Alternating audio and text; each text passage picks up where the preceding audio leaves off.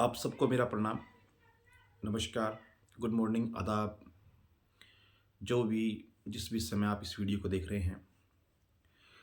देखिए, आज हम सबसे बड़ी बात पे चर्चा करने वाले हैं, जिसके अंदर हम जानेंगे कि जो हमारा शरीर है, उस शरीर के अंदर वर्तमान समय में इस भाग-दौड़ भरी लाइफ के अंदर जो प्रॉब्लम आ रही है, उस प्रॉब्लम में सबसे बड़ा जो एक रोग बन गया है, एक प्रकार से दिक्कत है, परेशानी है, वो है हमारे नींद न आने की। बहुत सारे भाई-बहन ऐसे हैं जो ऑफ़िस में काम करते हैं, उनके बर्डन बहुत रहता है,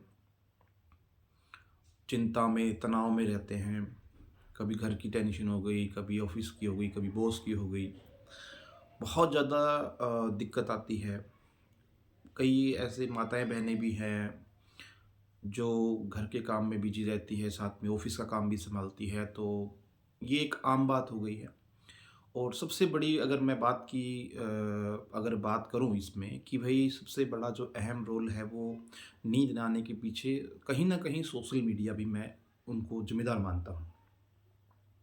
अच्छा, इसके अंदर क्या है कि चलिए बहुत सारे ऐसे हो भी सकते हैं भाई-बहन जिनको नींद नहीं आती हो या नींद कम आती हो या बहुत परेशान हो रहे हो काफ़ी दिनों से। तो उनके लिए ये वीडियो कारगर साबित होगा। अपने एक छोटा-सा उपाय मैं आपको बताता हूँ इसके लिए, जो प्रैक्टिकल किया हुआ है, मतलब आज़माया हुआ है। तो उसके अंदर आप क्या करें कि आप सोने से ठीक पूर्व एक ऐसे शांत कमरे में जाएँ जहाँ कोई हलचल ना हो। किसी प्रकार का कोई साउंड नहीं हो, कोई आवाज़ आपके कानों में ना आए। उस रूम में जा कर के आपको जो है, वो जो लाइट है ना, उसको बंद कर देना है। तेज़ रोशनी वाली जो लाइट है, हाँ, आप अगर वैसे अंधेरा महसूस करें तो आप 0 वाट का बल्ब वो यूज़ कर सकते हैं। अब आपको क्या करना है, अब आप आराम से आलती-पालती लगा के बैठ जाएँ और 5 से 7 लंबी गहरी साँस और प्रत्येक साँस को अनुभव कीजिए आप। और धीरे से सुखासन में बैठ कर के आँखें बंद कीजिए और आपके जो आईबॉल्स हैं, ढेले जो है आँखों के आईबॉल्स, जो ये आईबॉल्स हैं, ये बिल्कुल सामने हो, 90 डिग्री की कोण पे हो। इनको नीचे नहीं करना है। और उसके बाद में आप आँखें बंद करने के बाद में जैसे ही आप देखेंगे, आपको अंधेरा दिखेगा और उस अंधेरे में आपका जो ध्यान है, उसको टिकाना है, बिल्कुल सामने। अब जैसे ही आप ये करते हैं, तो अब आपकी जो शरीर है, वो पूरी तरह से शांत होना चाहिए। आपकी बॉडी का कोई भी भाग जो है, वो हिलना नहीं चाहिए। हलचल नहीं होनी चाहिए शरीर के अंदर, आपको हिलना नहीं है बिल्कुल भी।